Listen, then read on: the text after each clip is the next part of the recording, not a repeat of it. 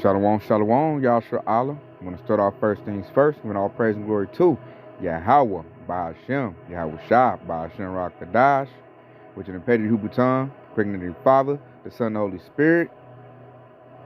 Double honors to the apostle elders of Great Millstone, and shalom to you sister brothers living this truth, and shalom to you brothers and sisters that's listening and studying to show yourselves approved. Shalom.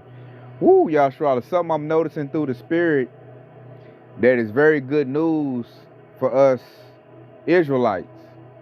You know, and what I notice is Israel is starting to wake up from that slumber and that ignorance of trusting their enemy, which is Esau, Edom, so-called white man. That's the one reason why we're up under these curses, you know, as far as on a physical level. We're under the curses because we didn't keep the lost commandments of Yahweh Ba'ashem Yahweh Shah. And according to Deuteronomy 28, he would curse us. And how the Lord did is he used another race of people, the Edomites, which the modern day the so-called white people, to put the curses on us. And the reason the curses work so easily is because Israelites trust their enemy. They love their enemy. They have Stockholm syndrome. They love their oppressor. And you can tell how extensive the damage is based on, you know, them not wanting to let go of their master. They really, literally look at Esau, Edom as their master. I know a lot of Jakes like that to this day. When I say Jake, they're short for Jacob, talking about an Israelite. And this right here, Yahshua, let's get the first precept. That's going to really highlight this whole lesson I'm about to do. And then we're going to watch some clips that's going to show the wake-up process. So this right here, this is a very big commandment. You know, it's in the Apocrypha. That if the nation of Israel would ever heed to this commandment, we wouldn't be in the lower state that we're in. And now that the Lord is really pouring the Spirit out on the nation of Israel, the hopeful elect is now seeing this commandment and abiding by it, and is doing us very well. So this is Ecclesiasticus or Sirach 12 and 10. It says, never trust thy enemy, for like as iron rusteth, so is his wickedness. You peep, they said, never trust your enemy. What's the number one thing Israelites do in Babylon the Great? Or just around the world, period? What do? They trust their enemy. They don't even know the so-called white man is their enemy. They don't even know that. They look at him like, is he good, pure, goes into that name white, which means purity. Think he got the best interests at heart. They go to his medical field. They go to him for advice on what to do with their family, and not knowing that this is the bloodthirsty man. All he knows how to do is destroy. You don't go to Esau for anything other than to destroy something. When you want to do something beneficial, something to heal something, make something better, the so-called white man is not the person to go to. You ought to go to him, like the scripture said, for wickedness. That's the only thing Esau, Edom is good at, is wickedness. They're great at that. And how the heck you going to trust somebody that's fully wicked? You think you're going to have some, you know, something good in life? When you trust somebody that's wicked, let them in your house. Let them see your businesses. Even entrust your family to them. Entrust your life to them. You're going to get wickedness. And it shows a lot of Israelites are insane because they keep doing it over and over again. And Esau just be, kicking them in the butt, stabbing them, messing them over. And they keep thinking, well, if I love the devil hard enough, the devil will love me. And no, he won't. No, he won't. And that's why Jacob's in the lower state, because they don't keep that commandment right there. And I'm going to read verse 11. And it says, this is Ecclesiasticus 12 and 11. Though he humble himself and go crouching, yet take good heed and beware of him. And thou shalt be unto him as thou hast wiped a looking glass. And thou shalt know that the rust have not been altogether wiped away. So I like that, man. That was spot on by Yahweh Ba'ashem Yahweh Shah. It said the Esau's wickedness is like iron rusted. Like, when you got iron and it's in the rain, you know, them waters hit it, it rusts up. So you can see it's iron. But you ain't gonna know that just off the bat. They gotta get something on it to see it. And it's like I said, like a looking glass, you know? And when you wipe it, what they say, you see that the rust is still there. Like, this devil ain't changed. For hundreds of years, this devil has not changed, man. He's done nothing but wickedness to the tribes of Israel. He continues that to this day. But here's the difference, Yashar. Here's the difference. Because the prophets are out now pushing that righteous vibration of Yahweh Bashmi Yahushua, they're starting to get a clue now. I mean, I feel like they're a bunch of slow bellies, Johnny come latelys. It's a little bit too late, but they're starting to see the light. They see it now. And that lets us know that Esau's been made bare and his power structure is weakening. Because Esau rules by the sword and he rules by deceit. He uses the sword to bring fear, put you in subjection, and after that he uses deceit to keep, you know, his power structure going as if he's something good, to make it where he's trustworthy. Like in American society, they got it where the so-called white man is the pinnacle of righteousness. He's the pinnacle of just everything that's pure and good. And then they got Jake, the southern tribe Judah, call him black, the pinnacle of everything that's bad. And that's totally reversed, totally opposite. And now it's about to correct itself. And even, you know, you got the tribes all divided based on that, because they all be fighting for the love of this devil. You know, you got Issacharite, your so-called Mexican, you got Ephraim, your so-called Puerto Rican. You know, you got all these other tribes fighting for the love of Esau Edom. All he gonna do is give you hate. But now, because of Esau Edom's hatred, because he's going overboard with it, you know, he's bringing out that sword. Now the tribe's starting to see like, oh, no. The white man is the devil. And we got to come together. They up here apologizing. I'm sorry, black people. I mean, this devil, the Lord is doing such a powerful work. And you're looking at Esau Edom's wickedness, the devil, that is bringing the tribes together. That's how powerful it is. And without deceit, Esau is going to fall. Because the only thing he got left is the sword. And the Lord about to crush that sword too. And we're the most numerous people in the world, especially Babylon the Great. You add up all the tribes together. You know, your Issachar, Ephraim, Judah, Levi, Naphtali, Asher. You had all them tribes together. Reuben, Gad, all of them together. Then we easily outnumber them. So that's what got these devils scared. I'm about to play a clip of a Issacharite understanding that, oh, the white man is the devil. And he's pushing out a apology to the southern tribe, so-called African-American Judah. Issuing an apology. And that's happening a lot. Because as each tribe gets beat on by Esau Edom, it's going to only make us have to stick together. And that's one thing we've never been. We've never been together. Like even the jobs that, like the tribes that's of themselves never been together. It's so much division. You know, Judah got a lot of division. I noticed I found that even Issachar got a lot of division. Ephraim. But now the wickedness of Esau Edom is forcing the tribes to have to band together. So let me know if further ado, let's play the clip. And we're going to elaborate on that. And that's just something that just really, I'm just wild at the power of Yahweh Yahushua, because you wasn't seeing this 10 and 20 years ago. But now you're seeing it, and it's a very beautiful work by Yahweh Yahushua to flex his power like that. And it's not going unnoticed by the hopeful elect. I'm literally just wowed by our power, Yahshua. Like, man, you can't work this no better. You can't write this no better. So check it out, Yahshua. Told us that we just didn't want to work, etc. Case in point, you have a Latino man that's finally realizing what we were talking about. Let's go ahead and check that out. Oh, I can empathize and sympathize with the black community. I've never been able to do that before, because I would hear them say things like, oh, you know, we walk down the street and we get profiled, and, you know, cops will just suddenly stop and frisk or whatever just because of the color of skin. And I always thought, like, you know, it's a little bit of a stretch. It feels like a little bit of a stretch. That person must be doing something, right? And obviously, I've never experienced that before. I've never felt that way before and stuff. And so I always thought, like, ignorantly, by the way, on my part, thinking like, I think you guys are, because I'm brown, I've never felt that and stuff like that, I'm also a minority. But now, with us, it wasn't the cops. Cops aren't just randomly like go and checking in the past. But now it's our turn, right? Now we feel it.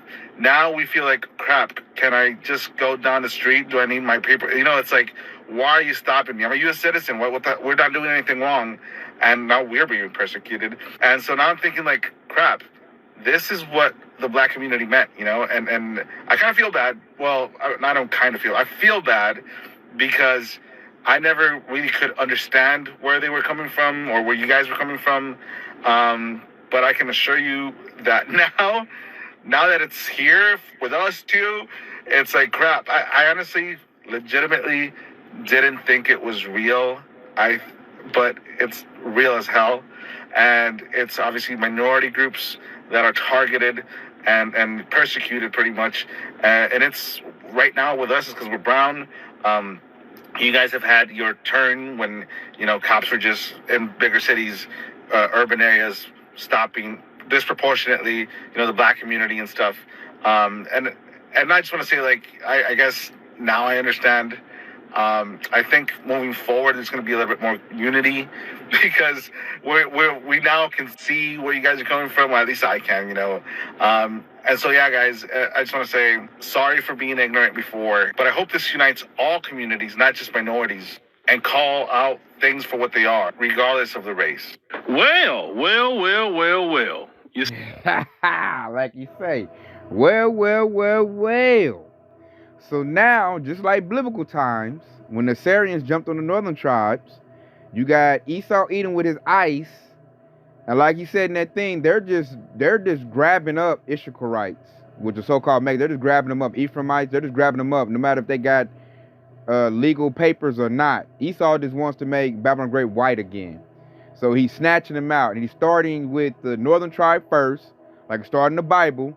Esau always starts with the northern tribe first, and then he goes out to the southern tribe once. He's trying to like isolate and then attack, like a divide and attack, because he can't just jump on all the tribes at once, because there's too many numbers, so he has to isolate. And he wants Judah. He wants Judah real bad, because Judah is the head tribe of Israel. That's where Yahushua came from, and that's your so-called blacks, and that's what they want real bad. But what they're going to do is they're testing things out. They're testing out ice on the northern tribe, Issachar, Ephraim. They're testing it out. And as dude made from that testimony, he was like, I didn't see, because this a quick testimony, Yashua, on my testimony. I worked a job that was primarily Judah and Issachar on the floor. Esau was the supervisors, because they couldn't really work in there because it was real hot, real harsh conditions, man. I really felt what it was like to work on a plantation. I worked a real rough job, like it was a oil job. And what Esau does is he divides the tribes up by putting one tribe over another and make the tribes fight each other. So Issachar thinks they're better than Judah, the so-called blacks, because Esau gives them a little cookie or whatnot. And so the tribes will fight each other, not knowing your real enemy is Esau. And as you can hear from him, he's starting to see that now. He thought we were just playing games and joking. I'm like, I don't know how. There's so many videos of Judah getting shot down by police. I'm like, come on, man. But they thought they was better, because Esau, what he does is he puts them above the other tribe. He does that, that division. I'll do this better, but really he messes over all the tribes. So Issachar and Ephraim think they're better than Judah because of that. And I noticed that's not just something that's happening now. That's always been since the ancient days. We're going to go get the precepts on that. And now, because of Esau's wickedness, you hear what he said? Now he's looking for unity. Well, there's going to be some unity on some level, because you're going to have no choice but to. And it's already happening on the hopeful elect level. We're already there. We're ahead of the 2/3. We got a brother with us already. Go get that, man. Go show you my brother that's with me. And I'm learning a whole lot from my brother on how Issachar thinks. And he's letting me know they're just as cooned out as the southern tribe. Because Judah got a lot of coons and sambos. And he's letting me know that the northern tribe, Issachar, got a lot of them too. And then he let me know too, a lot of them come from the Catholic Church, which is a very, very bad version plantation Christianity. Like to me, that's the worst version you can get. Is Catholic. That's the worst version you can get. That is totally like you go to a black church, at least you get like a black band, good music, good food, and you hear, Eve singing, and you get a Judite pastor pork chop, so you get a little bit of, it's not as bad. But when you go to Catholic, that's purely Edomite, purely off, way off the scriptures. I don't even see how people even. Well, yeah, the Roman Crusades made them do that, but that's what Issachar is into. A lot of them are in Catholic, that form of plantation Christianity. That's a bad version. So I'm like, oh, no wonder they're stuck in that quagmire and can't really come up out of that. And I didn't know that till, the Ak broke it down and showed me. Because I knew they'd be hating us. But there go my Ak, the war. Y'all subscribe to his page, man. Check him out, man. He been going real hard through the spirit. Real edifying lessons. Just going hard. So that's Ak right there, man. He's from the tribe of Issachar. He's been letting us know how the 2/3 Issacharites think. Let us know what their issue is, and then let me know how extensive the damage is. Because I'm noticing that Esau, Edom did a whole big damage on all the tribes. So now we're getting to see what flavor of damage they got, and why, all the tribes fighting each other, man. That's just part of the curses. But now, because of Esau and his sword, and he's like, he's just coming down with great wrath because his time is short. So he's forcing everybody to see him for what he is, and it's making the other tribes band together. And that's something Esau don't want, because if you got all the tribes band together, Babylon the Great, hey, that dude is vastly outnumbered. He's going to need technology. He's going to need robot troops. ICE is going to get melted. When all the tribes get together and act a fool. The 2/3 is going to get his double hell, but the hopeful elect is what's going to really clean Esau up. As I say, so we already ahead of the game. As a hopeful elect, we're coming together. And I like when the Ak be out there with us, the war, because like when Esau walk by and see us together, it really messes his head up. Because at first it was just, a bunch of Judites out there. And now that we got the war, I noticed when Esau, especially like the police force, see it confuses them. And you're going to see the fear come on them when they see it. Like, oh my Lord, Mexicans and blacks is coming together. Oh no, we don't need that. So that's why the devil come down with great wrath. Because those are two very big groups of people that he does not want to come together. And I'm going to go get a priest to show you that the tribes always, like Esau been doing this since the ancient times. This is nothing new at all. It's just now it's coming undone. So we go right here. And that's what I say, the scriptures is so, man, you got to get these scriptures, Joshua. I mean, it gives you so much wisdom, knowledge, understanding. It lets you know why things are the way they are. You start to find out like, oh man, we been banging with each other. Like, that's why we got conquered by Esau. The kingdom split. It was a northern kingdom and a southern kingdom. The tribes split. And what did the scripture say? When a kingdom is divided, or a house divided cannot stand. That's true. That's how Esau got us, man. We start banging with each other. We split, and then, hey, that's all Esau needed to get, to get us. So check this out right here. You'll see it. And this is Isaiah 11:12, and he says, and he shall set up an ensign for the nations, and shall assemble the outcasts of Israel, and gather together the dispersed of Judah from the four corners of the earth. Verse 13, the envy also of Ephraim shall depart, and the adversaries of Judah shall be cut off. Ephraim shall not envy Judah, and Judah shall not vex Ephraim, showing that Ephraim was the chief tribe of the northern tribes, your so-called Puerto Ricans. They were the captain of the northern tribes, and then Judah was the captain of the southern tribes. And what did the precept tell us? It said that Ephraim was envious of Judah. Why? Because Judah's the head tribe. That's where Yahushua came from. And then it said that Judah shall not vex Ephraim. Judah was getting on Ephraim nerves, because they both were just being ignorant at that time. They was going off. Both sides, both northern and southern tribes are all going off. And when you go off, what does that do? That leaves room for Esau to dominate. So now we're at the point where we're coming back to Yahushua. We're being gathered by this word. It's like it said in verse 12. He put an ensign for the nations. That ensign is the word, the Bible. And what is it doing? It's gathering us all back together, man. All the tribes. We're starting to see, hey, our common enemy is Esau, Edom. Why are we fighting each other? Why? We ain't gonna get nowhere fighting each other. We ain't hardly got nothing. This devil got everything. And he laughing at us because we fighting each other while he's sitting back, just taking advantage of, all the tribes. This devil eats deliciously off all the tribes of Israel. And instead of going at Esau, what do the tribes do? Go at each other. But now I look up, the tribes is now starting to get like some sense to them. And that's only because of the hopeful elect and the prophets, pushing out their vibrations. And they like, man, hold up. Why am I fighting? You a brown person, I'm a brown person. I'm just a lighter brown person than you. We fighting each other and this devil over here laughing. This devil over here got troops kicking in doors and splitting up families and doing all this wickedness. And I'm over here hating you?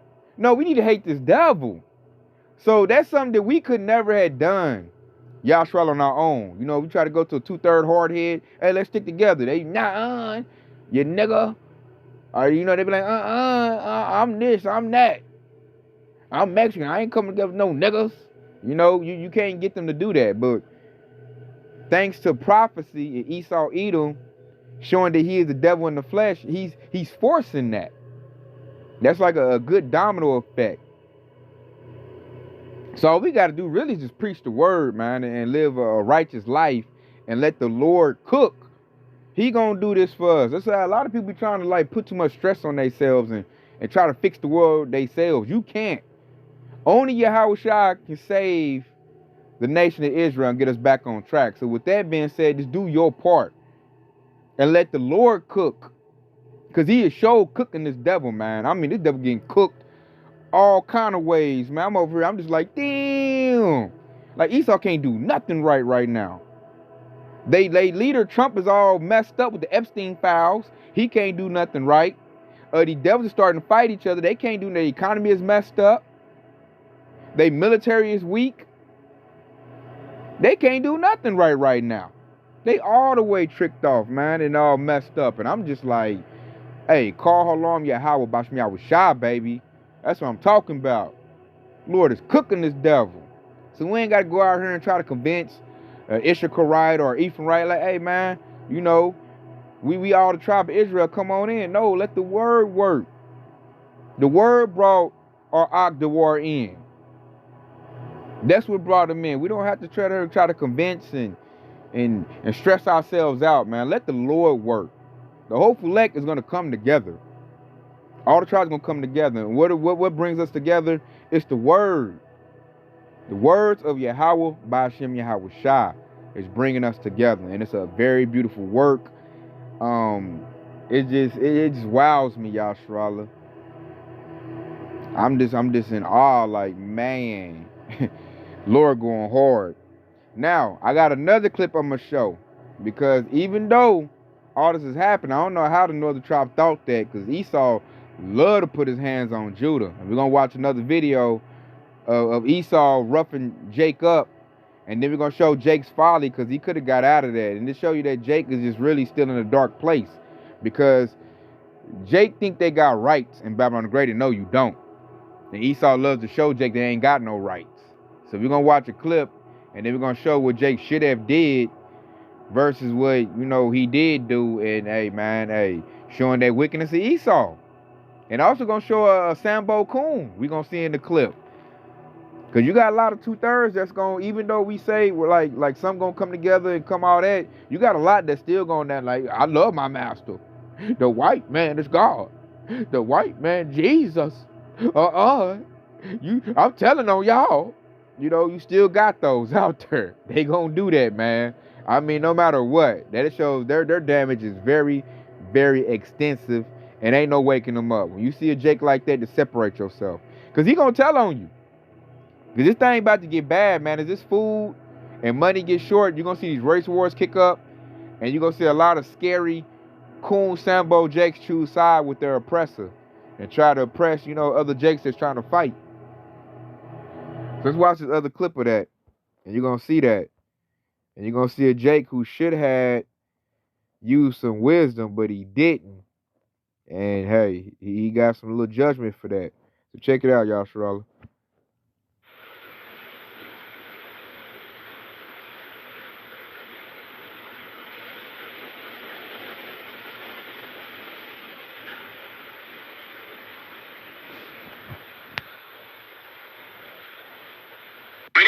pulled me over. He walked up, opened my door because my window don't work, right? Yeah. And then I said, so what I did wrong? Yeah. He said, well, for one, your headlights are off under this weather. I'm like, okay.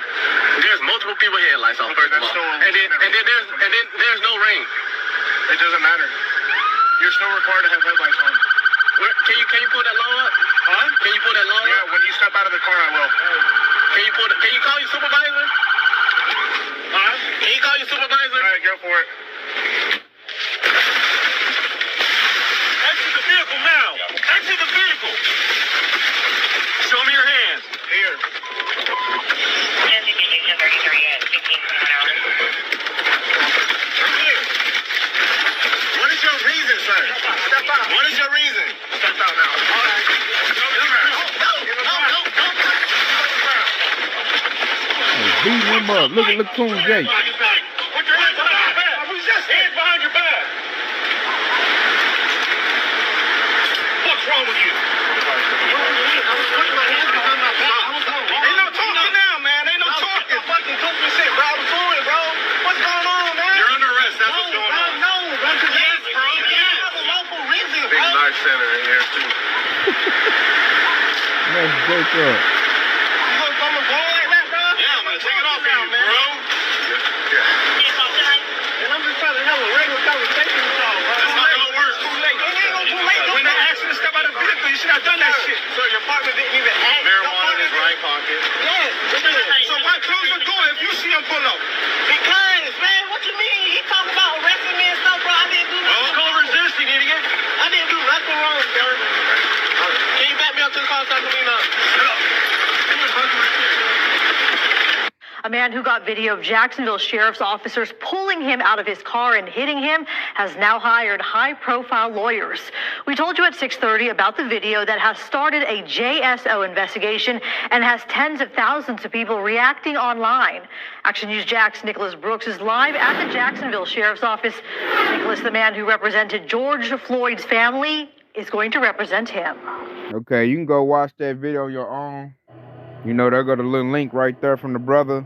You can hear the highlights, man. I think they chipped his tooth and gave him like 9 stitches. And they whooped Jacob pretty good, man. Beat him up. And see, what they said he wouldn't turn his headlights on when it was raining. And you can see it wasn't no raining. They just wanted to beat a Jake up, and he gave him a reason. And what it was is that they don't like when Jake outsmarts them. So what Esau does with his slave patrol, that's the real name of the police force, man, they beat Jake up. They beat him all up, and all he had to do, like if I was in that situation, I'd have just like, all right, officer, and turn my headlights on. That's all he had to do. But you know how Jake want to do. Jake want to get smart, outsmart the police, and not knowing, like, man, and like he don't know we're at the eve of Jacob's trouble. They could have easily just like opened fire and unalived him, because that's what they want to do anyway. Esau signs the police force to unalive Jakes. That's what they want to do. And then the Sambo Coons that signed up for the force, them a bunch of nerds and dudes that got beat up. They just want to, you know, support their master. And that they whooped him, man. He had getting, I think, 9 stitches in his mouth, you know. And you see they beat him up. And Jake don't know they got enemies. Jake don't really know how serious this is. And they don't know how to operate because they don't know these scriptures. So I'm going to go get what he should have did. And I'm even bringing testimony up because I got put up by the police Saturday. And that didn't happen to me. I didn't even get a ticket. They don't know how to deal with their enemy. Jake is just ignorant. So check it out. This Matthew 5:25 says, agree with thy adversary quickly, whilst thou art in the way with him.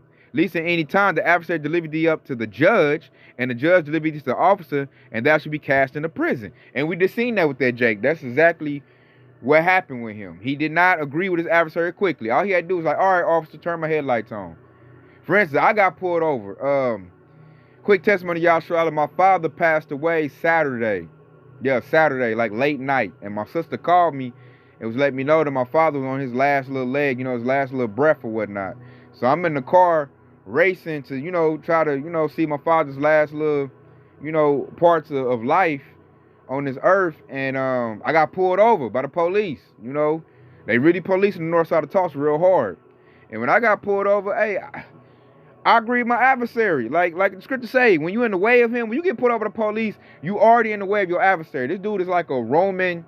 He's like a Roman centurion, a Roman soldier is what he is. So I notice me, I don't get smart with them. When you know that's your enemy, you know what that gives you the ability to do, Yashara?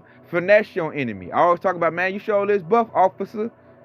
Hey, that's a show nice vest, officer. I feel safe out here than not y'all here, officer. And because they want to feel empowered, man. A lot of people sign up police force to feel empowered, authority. So guess what, Jake? Give him that, man. So you can go home and do what you need to do.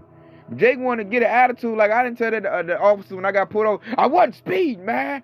My seatbelt's on, man. Why you pulled me over? I didn't get no attitude with dude. Because all he going to do is get aggressive and he going to do what he want to do. He going to whoop up on you or shoot you. Because that's what he want to do. So I applied the scripture right here, man. I got pulled over by my enemy. I agreed, he like, hey, check your headlight, slow it down. And I didn't get no ticket. I was on by my way. My pops passed away before I got there. But, hey, he in the spirit world. He in a good place right now. So, no harm, no foul. But looking at Jake, I see a lot of Jakes don't know how to handle even like police encounters. And the scriptures tell us how to do that. That's why this wisdom and understanding is so vital and so important to have. Like it's really the determining factor between life and death based on knowledge. Because once you got this knowledge, you're gonna know how to handle it. I finessed the police. It's been the last couple times I got pulled over, y'all, I ain't even got a ticket. I've talked my way out of the last couple of tickets I should have got. Even times I should have went to jail. And, they had me in violation. But, hey, the Lord worked it where I was able to get away. No harm, no foul. No, not even a ticket. I'm like, wow. So, and then there's nothing in precept that brings my mind when they come up. Because that's so true right there, man. Agree with your adversary, man. It's been times they done rolled on us on the highway and hedges. And we followed that precept and we was able to, get away. No harm, no foul. So check this out. It's Proverbs 16:7. When a man's ways please the Lord, he maketh even his enemies to be at peace with him. And I've experienced that, Yasharallah. So it said, a man's ways please the Lord. How does it do that, man? You got to be in this truth. When you're in this truth and you doing what you're supposed to do, hey, the Lord even make the enemies, Esau, Edom, like lay off for you. And we need that, man. We catching all kinds of hell in this wicked kingdom. So we need any type of relief we can get. So you need to make your ways please the Lord so where your enemy will be at peace with you. And I can vouch that all that is true. We just seen that Jake get jacked up. I done got pulled over the last couple of times and I didn't even get a ticket. Like I noticed at my job, Esau been kind of like letting up off of me. But going hard on other Jakes. But when it comes to me, he'll kind of like, dance around it. And that's that precept coming to life. So all prophecy is coming into play, man. The tribes are now coming together. The hopeful elect is coming together. And it's good to have this knowledge because that knowledge is going to preserve us. You got to know how to deal with Esau. You got to know what's going on. You got to know that we're on the eve of Jacob's trouble. You got to know that Esau, Edom is coming down forever. You got to know who your enemy is. That's the one thing that messed Jacob. They don't know that they got enemies. They don't know that Esau, Edom is their arch enemy. They don't know that. And when you don't know, when your enemy knows who you are and you don't know who your enemy is, that's bad. All the way bad. It's going to be bad all the way around. Because you're going to be all being friendly and cordial, respectful. Your enemy, he going to act like that too. But when you turn your back, knife right off will offend you. Like, oh, you forgot, man. I owed you that. But when you know who your enemy is, you know how to react. You know how to deal with them. And it works. It works, Yasharallah. And I can fully attest to that. Because Esau been getting up out. We're going to need that mercy too. We're going to need that tender mercy and that grace. Esau about to come in with, you see, ICE has been militarized. They're coming in with the military trucks, top military weaponry. We're going to need that grace and mercy, man. To our enemies pass us over or leave us alone.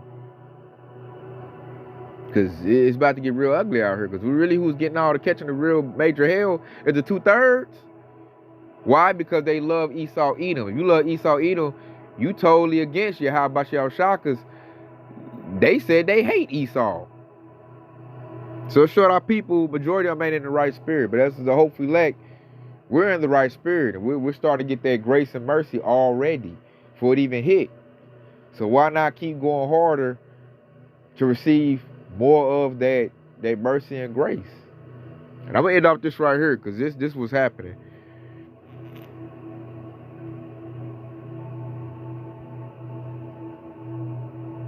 When you go Acts 15:16, it says, after this I will return, and I will build again the tabernacle of David, which is fallen down. And I will build again the ruins thereof, and I will set it up. So when he said he's building again the tabernacle of David, that's the house of David. And that comprises all the tribes of Israel.